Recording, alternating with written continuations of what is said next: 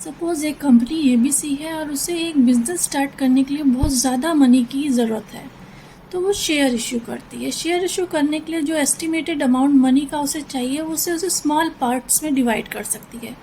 इस small part की कीमत वो कुछ भी रख सकती है, 5, 10, 50, 75, 100 वगैरह। ये स्मॉल पार्ट ही शेयर कहलाता है। और वो व्यक्ति जो एक या एक से अधिक शेयर खरीदता है, इन स्मॉल पार्ट्स को खरीदता है, उसे शेयर होल्डर कहते हैं। जब कोई व्यक्ति शेयर खरीदता है तो उससे डॉक्यूमेंट्स मिलते हैं जिसमें लिखा होता है उसने पर्टिकुलर अमाउंट के कितने शेयर खरीदे।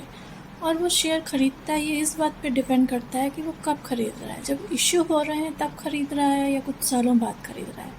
जब शेयर इश्यू होते हैं तो जो उनकी वैल्यू होती है, जो ओरिजिनल वैल्यू होती है, उसे नॉमिनल वैल्यू या फेस वैल्यू कहते हैं।